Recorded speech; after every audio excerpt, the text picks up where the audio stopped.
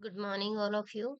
हम पढ़ रहे हैं पेशवाओं का इतिहास और पेशवाओं के इतिहास में हमें पढ़ना है बालाजी विश्वनाथ, बाजीराव प्रथम, बाजीराव, माधवराव। ओके। हमने जो सबसे पहले जो टॉपिक स्टार्ट किया था वो टॉपिक स्टार्ट किया था शिवाजी के बाद मराठा साम्राज्य। ओके, सबसे पहले टॉपिक क्या स्टार्ट किया था? शिवाजी के बाद मराठा साम्राज्य। छत्रपति शिवाजी के बाद मराठा साम्राज्य।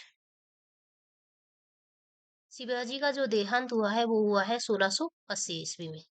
शिवाजी के बाद जो नेक्स्ट शासक बनता है वो बनता है संभाजी प्रथम। संभाजी प्रथम शासक बनता है 1681 ईस्वी से 1689 ईस्वी के मध्य। ओके। और संभाजी प्रथम की जो हत्या कर दी जाती है मुगलों के द्वारा, कहाँ पर? तुलापुर में। उसके पश्चात जो नेक्स्ट शासक बनता है वो बनता है आपके राजा राम, जो कि शिवाजी का दूसरा पुत्र था। ओके।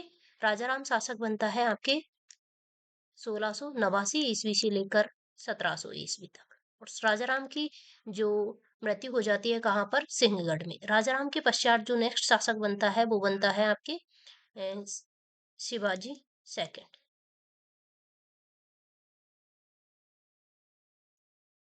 जिसकी संरक्षिका थी कौन? ताराबाई। और वास्तविक जो शक्ति होती है वो किनके हाथों में होती है? ताराबाई के हाथों में। और ये बनती है शासिका कब से कब तक? 1700 ईस्वी से लेकर 1707 ईस्वी तक, 7 ईस्वी तक। और उसके पश्चात जो नेक्स्ट शासक आता है वो आता है शाहू प्रथम। और शाहू प्रथम शासक बनता है 1707 ईस्वी से लेकर 1749 ईस्वी तक। राइट। जो शाहू प्रथम है वो किसका पुत्र है? संभाजी प्रथम का पुत्र। ओके। राजाराम किसका पुत्र है? राजाराम है शिवाजी का पुत्र, शिवाजी का दूसरा पुत्र है। और राजाराम का पुत्र कौन है? शिवाजी द्वितीय। और राजाराम की पत्नी है कौन? ताराबाई। ओके। तो शाहू प्रथम का शासनकाल है 1707 से लेकर 1749 ईस्वी।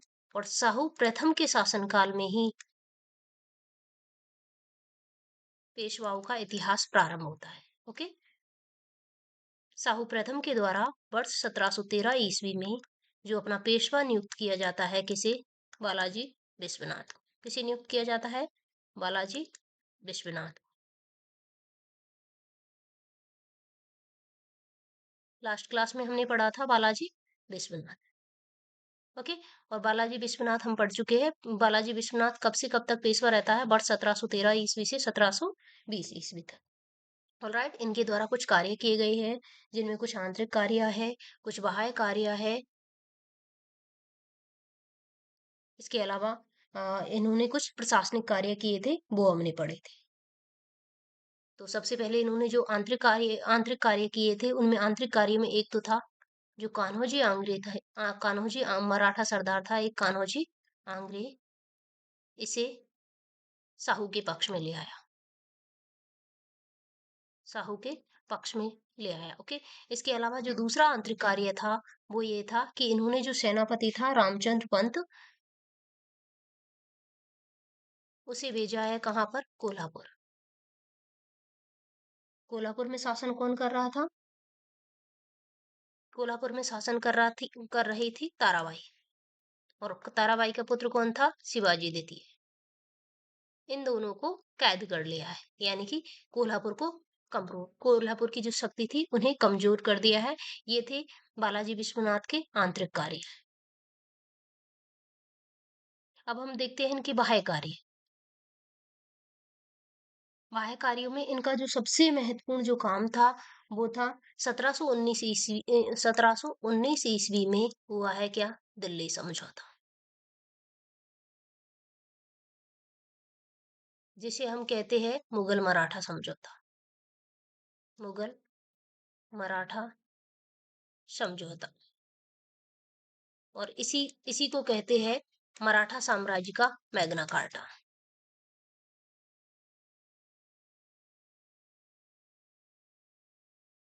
क्या बोलते हैं?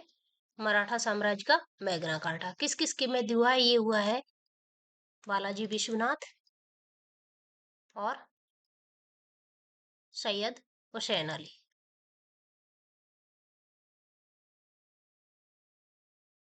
ये सैयद हुसैन अली कौन था? ये था जो सैयद बंधुओं में से एक था। और सैयद बंधु को कहा जाता है king maker. Okay, king maker कहा जाता है। देखो इन्होंने क्या किया है, जो सैयद बंधुओं ने क्या किया था, मुगल शासक था फर्रुखसियर। फर्रुखसियर को हटाकर उसके स्थान पर किसे शासक बनाया है? रफी उद दर जात। रफी उद्दर जात को शासक बनाया है। कहाँ पर? किसके स्थान पर? फर्रुखसियर के स्थान पर। और जो आपके दिल्ली समझौता होता है वर्ष 1719 ईस्वी में, उसमें जो सैयद हुसैन अली है वो किस मुगल शासक का प्रतिनिधि था? रफी उद्दर जात का। और दूसरी ओर कौन है? बालाजी विश्वनाथ के द्वारा जो समझौता हुआ है, कौन सा? दिल्ली समझौता। ये था इनका बाह्य कार्य। इसके अलावा कुछ प्रशासनिक कार्य थे, और प्रशासनिक कार्यों में है कि जो बालाजी विश्वनाथ के द्वारा मराठा संघ की स्थापना की गई। मराठा संघ की स्थापना यानी कि छत्रपति जो एक राजत्व के स्थान पर किसकी स्थापना की है? मराठा संघ की स्थापना की है। इसके अलावा इन्होंने क्या किया है? वेतन के बदले जो नकद वेतन था, नगद वेतन के स्थान पर क्या देना प्रारंभ किया है? भूमि देना प्रारंभ किया है। किसने? बालाजी विश्वनाथ के द्वारा। इसके अलावा इन्होंने जो पेशवा पद था उसे वंशानुगत बना दिया। ऑलराइट, अब हम नेक्स्ट देखते हैं बाजीराव प्रथम। ओके, जो बालाजी विश्वनाथ का बेटा था, कौन? बाजीराव प्रथम। हम पढ़ेंगे बाजीराव प्रथम। बाजीराव प्रथम के द्वारा दिया गया है हिंदू पद पादशाही। हिंदू पद पादशाही। ओके, इसके तहत इनके द्वारा क्या कहा गया है? इनके द्वारा एक कथन कहा गया है जो फेमस है। इसने कहा है कि विदेशियों को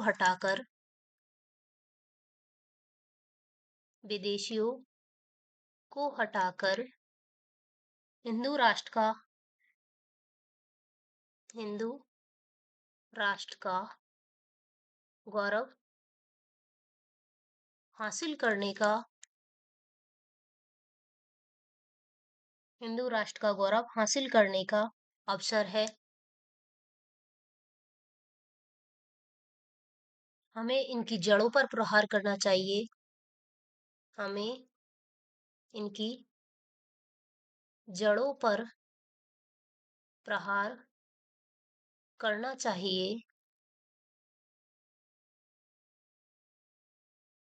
शाखाएं तो स्वतः गिर जाएगी। शाखाएं तो स्वतः गिर जाएगी। एवं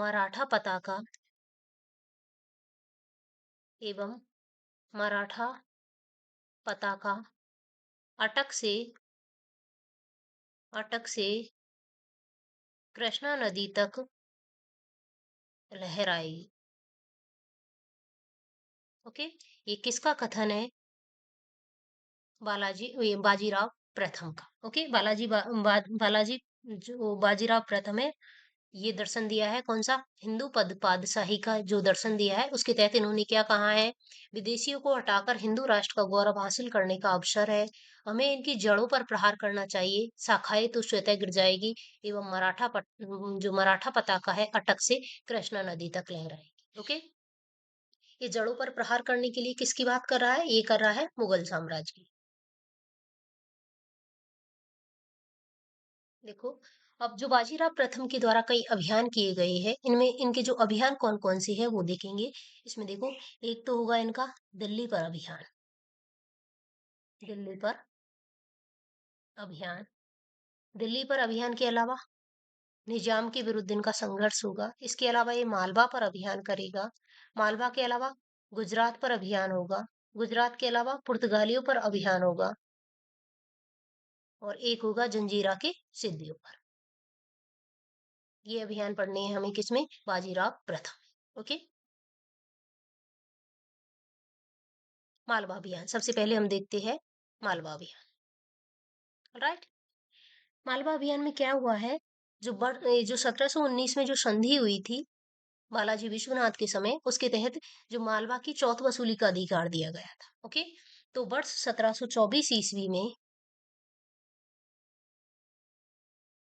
चौथ वसूली हेतु पेशवा ने क्या किया है, चौथ वसूली हेतु भेजा है किन्हें, उदाजी पवार, इसके अलावा रानोजी सिंधिया,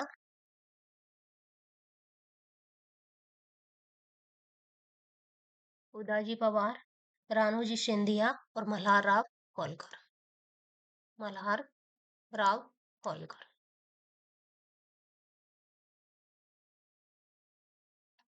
ओके। वैसे ये जो उदाजी पंवार है उसके द्वारा उसने क्या किया है, धार में राजभवन बनाए हैं। मल्हार राव होलकर ने इंदौर में अपनी जो राजधानी वह आगे आगे जाके स्थापित कर लेगा। मल्हार राव होलकर के द्वारा क्या किया है,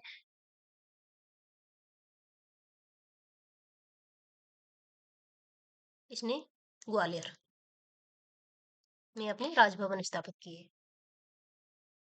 देखो अब हम देखते हैं यहाँ पर क्या हुआ है। जो मुगल सूबेदार था, सूबेदार कौन था, गिरधर बहादुर। इसने क्या किया है, टैक्स वसूलने नहीं दिए, टैक्स वसूलने से इनकार कर दिया। टैक्स वसूलने से इनकार कर दिया है किसके द्वारा, मुगल सूबेदार था कौन, गिरधर बहादुर। इसके लिए इन्होंने आगे जाके क्या किया है, तो आगे जाके जो पेशवा ने क्या किया है, अपना भाई था कौन, चिमनाजी अप्पा। चिमनाजी अप्पा को भेजा है कहाँ पर, मालवा में। कहाँ भेजा है चिमनाजी अप्पा को, मालवा में। और चिमनाजी अप्पा को मालवा में अभियान हेतु भेजा है। इस दौरान एक युद्ध हुआ है, वो है आपके अमझेरा का युद्ध। कौन सा युद्ध है, अमझेरा का युद्ध। ये होता है आपके 1728 ईस्वी में। किस किस के मध्य होगा, गिरधर बहादुर और चिमनाजी अप्पा के मध्य। और इस युद्ध में जो गिरधर बहादुर है उसे बुरी तरह पराजित किया, बुरी तरह पराजित। और इसमें ये लड़ते हुए मारा गया है कौन, गिरधर बहादुर। ओके। और जो मालवा की जो वास्तविक सत्ता है, और मालवा पर किसका अधिकार हो गया है, मालवा पर पेशवा का अधिकार। किसका हुआ है, पेशवा।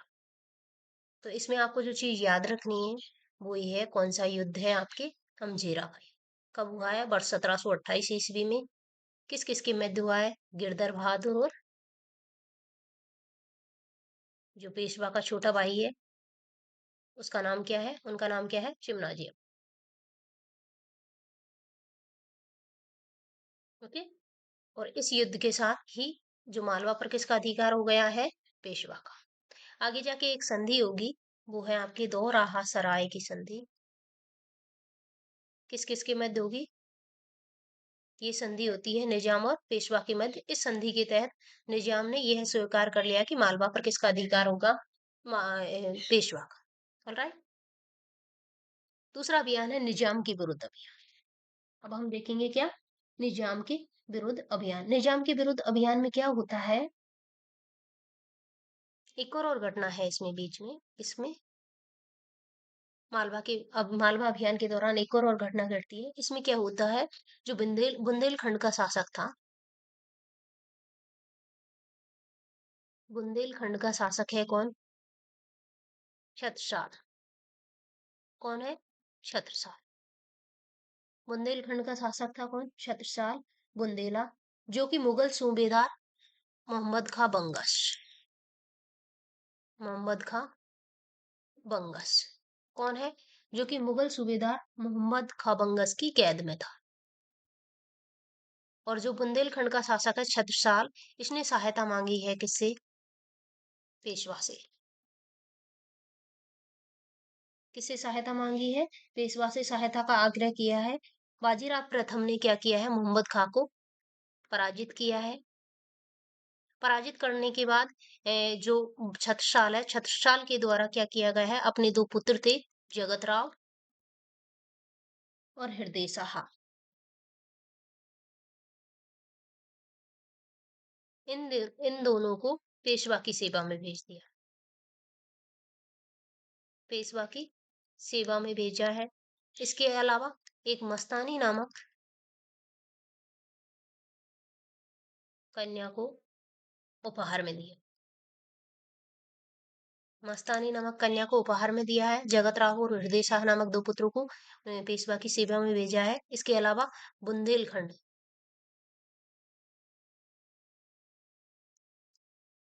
बुंदेलखंड का काफी इलाका किसे दिया है? पेशवा।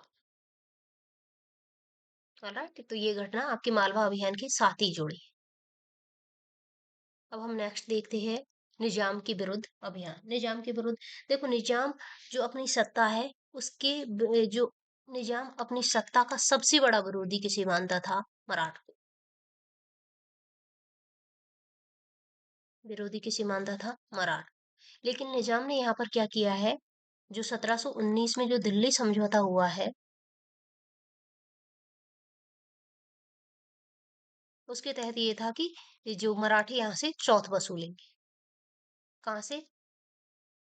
निजाम से चौथ वसूलेंगे। लेकिन प्रॉब्लम क्या हुई है यहाँ पर, निजाम ने क्या किया है कि जो पेशवा हो जो छत्रपति होगा, जो वास्तविक छत्रपति होगा उसे चौथ वसूल, मतलब वो चौथ वसूल सकता है। और यहाँ पर इन्होंने क्या किया है, जो शिवाजी द्वितीय है, शिवाजी द्वितीय को तो गिरफ्तार कर लिया था। अब यहाँ पर कौन था कोल्हापुर में? संभाजी द्वितीय। संभाजी द्वितीय और साहू प्रथम की मध्य फूट डाल दी।